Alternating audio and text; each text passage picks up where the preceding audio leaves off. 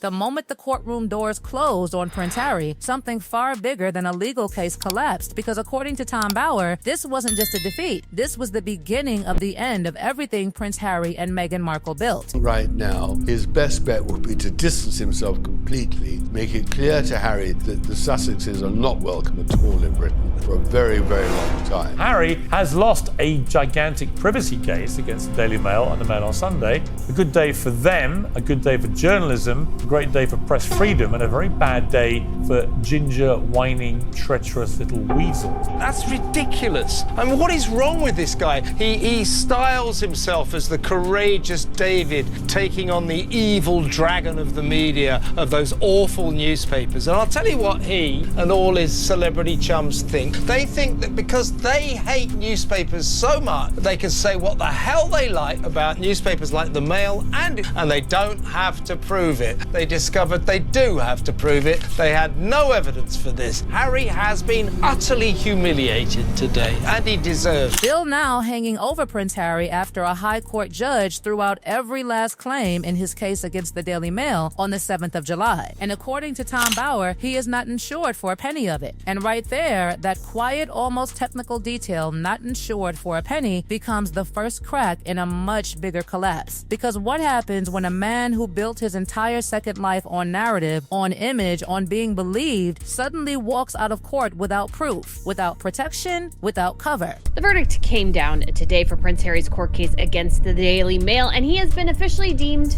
In fact, all of him and his co-claimants, there are 7 among them, were determined to be losers scenario, and this could not be more of a disaster for Prince Harry, especially as he begins his week-long series of engagements in the Bauer did not call this a setback. He called it the beginning of the end. Not a setback, not a bump, the beginning of the end. That phrase doesn't just sit there, it echoes, it spreads, it infects everything that follows. He's not covered by the insurance for such a huge amount.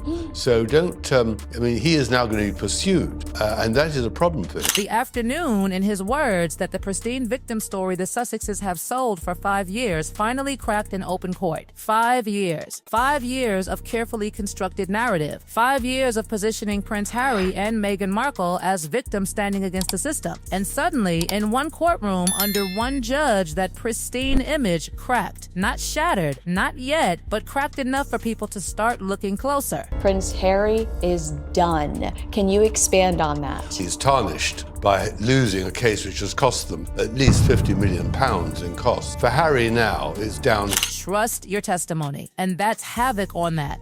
Now, Bauer has been writing about powerful people falling for 40 years. He wrote the book on this couple quite literally. So when he sits across from Kinsey Schofield the very day the verdict lands and says the decline has begun, that is not a man reaching for a headline. That is a man who has watched them longer and colder than almost anybody alive. And that's where the tone shifts from gossip to something colder. Because Tom Bauer isn't guessing. He's tracking a pattern, a slow unraveling that suddenly accelerates. It does seem like chaos continues to follow him, and I think we've seen him trying to rebuild his brand over the last 6 to 12 months between Ukraine, the letter he wrote in the New Statesman regarding anti-Semitism in the UK. He wants to be taken as a serious character, and then a week like this happens, and he loses all authority, all credibility, and a judge says, I didn't trust your testimony, and that wreaks havoc. Here is the sentence he actually used. We are now edging towards the chapters of the decline. He said, because the Pristineus has gone. The Pristineus has gone. Sit with that. This video is not about the loss. You already know he lost. This is about what the loss detonates. A bill nobody can pay. A bill nobody can pay. And suddenly this stops being about reputation and becomes about survival. Because once you strip away the emotion, the interviews, the documentaries, the headlines, what's left? Numbers. Cold, brutal numbers. Tens of millions. Whisper going around the palace that William finally has his ammunition. A door in Buckingham Palace that quietly clicks shut. And one prediction where Bauer breaks ranks with every other commentator in Britain. The one about the marriage that I promise is worth staying for. But the question Bauer leaves hanging is the one Montecito cannot answer.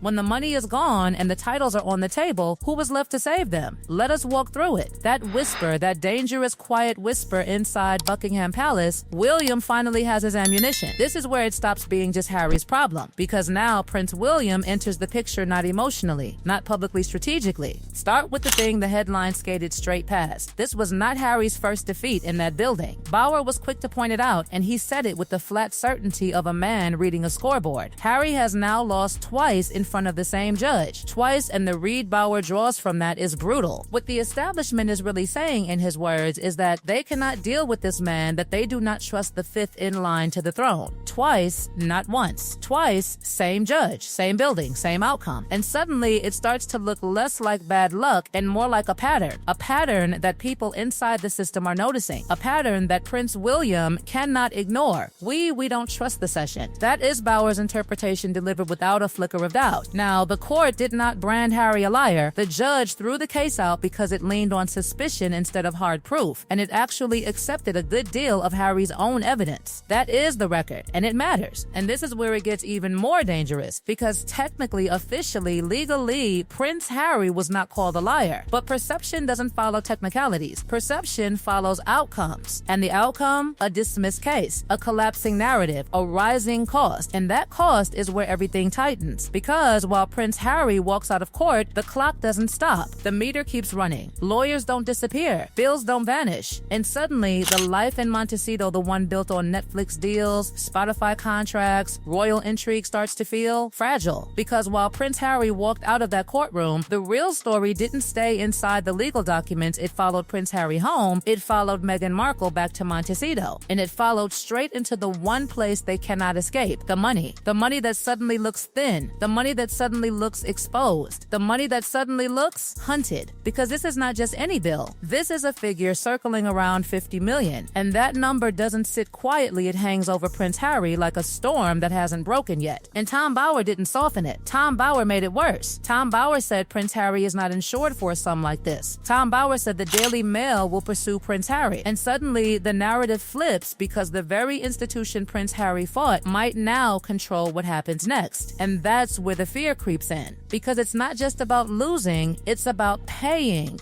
And when Charlotte Griffiths steps in and says Prince Harry may not even have the money, that changes everything. Because this isn't a prince backed by palace machinery anymore. This is Prince Harry outside the system. This is Prince Harry without the men in gray suits. This is Prince Harry without the safety net he spent years criticizing. And now suddenly, those same structures look less like enemies and more like protection he no longer has. And that absence, it's loud. Because where are the advisors now? Where is the guidance now? Where is the control now? Even Tom Bauer points directly at the vacuum, mentioning Liam McGuire as one of the only names left around Prince Harry. One name, not a team, not a machine, just one name in a situation that requires an army. And into that silence enters Meghan Markle, because Tom Bauer doesn't hesitate. Tom Bauer suggests Meghan Markle's influence doesn't calm Prince Harry, it escalates Prince Harry, it sharpens Prince Harry, it pushes Prince Harry further into confrontation. And suddenly the question stops being what happened in court and becomes who is guiding Prince Harry now? Because every move after the verdict matters more than the verdict itself. And the moves, they look desperate. Because suddenly there are whispers about Netflix again. Suddenly there are whispers about scrambling for another deal. Suddenly there are whispers that the contracts aren't what they used to be. Spotify gone. Momentum fading.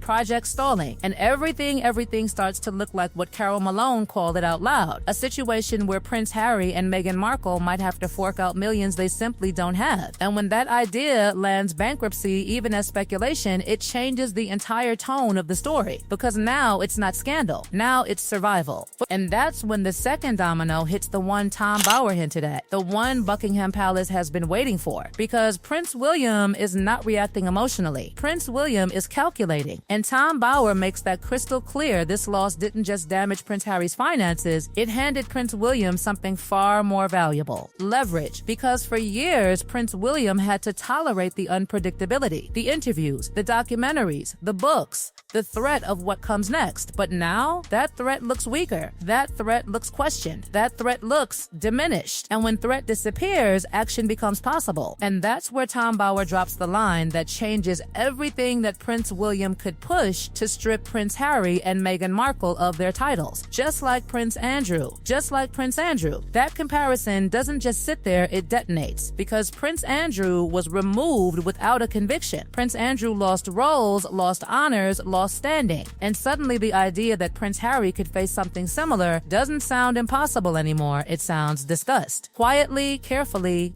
but discussed. And inside Buckingham Palace, those discussions don't need announcements. They move behind doors. They move through whispers. They move through timing. And the timing right now, it's brutal, because King Charles is not just a monarch in this moment. King Charles is a father. King Charles is a grandfather. King Charles is a man dealing with cancer, dealing with time, dealing with a fractured family. And yet, even in that vulnerability, Tom Bower's advice is chilling distance completely. Distance Prince Harry. Distance Meghan Markle. Make it clear they are not welcome for a very long time. And when that kind of advice enters the conversation, it means patience is gone, because even the smallest details start revealing the shift, like the Buckingham Palace accommodation situation, the hesitation, the change of plans, the delay, the too late response. Those aren't just logistical issues, those are signals. Signals that Prince Harry no longer moves through the palace with certainty. Signals that access is no longer guaranteed. Signals that doors don't just open anymore, they close. And when King Charles is described as having no room in the diary, that phrase hits harder than any official statement ever could. No room. For Prince Harry. That's not scheduling.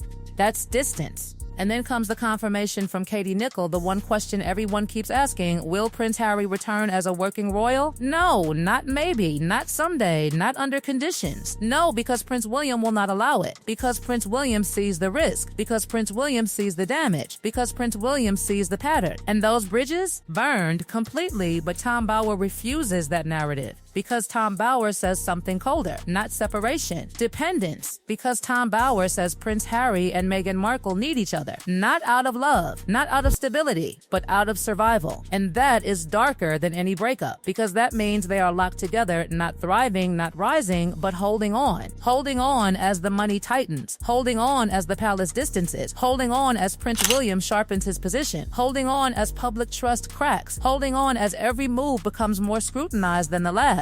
And when Tom Bower uses the word decline, it doesn't sound like prediction anymore. It sounds like a timeline already in motion. Because what started as a courtroom loss has now expanded into something much bigger: a financial crisis, a reputational collapse, a strategic opening for Prince William, a distancing from King Charles, pressure on Invictus, and a marriage defined by necessity.